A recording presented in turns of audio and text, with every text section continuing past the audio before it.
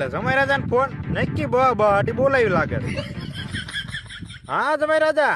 એટલે હારા તમારે છોડીને કઈ કેવું છે? નકરો ગોળો જ માંગ માંગ કરે છે. એટલે આ પણ ગરમી છે ગોળો માંગે. પણ અઠવાડિયામાં 3 વખત ગોળો માંગે છે.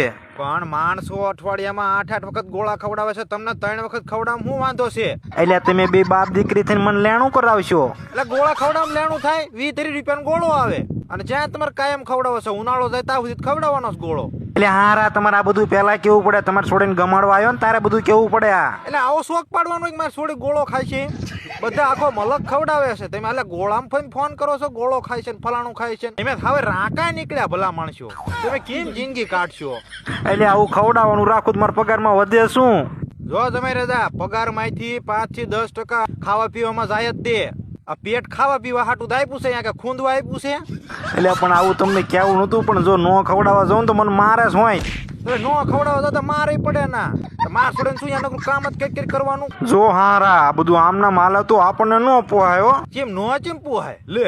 હા તો પણ હું બીજું શું કહું, નો ખવડાય તો માર પડે, એટલે મારે ખાવાનું રળી નહીં દેવાનું ખવડાવવાનું તે આમ હાલે. મારી વાત સાંભળો, એક તમને રોજ તો માર નથી પડતો? ના ના હું આ રોજ માર ખાઉં તમારે હાહું. શું વાત કરો? ખાલી બકાલું રિવલ લેવા જેવાય ને તોય મારે જ મને. એવું હું 17 વર્ષ સહન કરતો આવું છું. તમે ગોળાની વાત કરો છો ને ગોળાની, તો અઠવાડિયામાં હું 17-20 વખત તો એને ગોળો ખવડાવું. સી વળે બપોરે ને સાંજે 2 ટાઈમ ગોળો ખવડાવવાનો. તમારે એવું જ નથી ને? ના ના એવું તો નથી. તો તમારે તમારા કરતા ઘણું સારું. પણ તો અત્યારે લીલા લેર કરો ને ભલા માણસો. એ સારું હાલો હવનો રાઈડ આવે પછી કાંઈ. એ સારું હાલો મૂકો, તમારે હાવું આવે.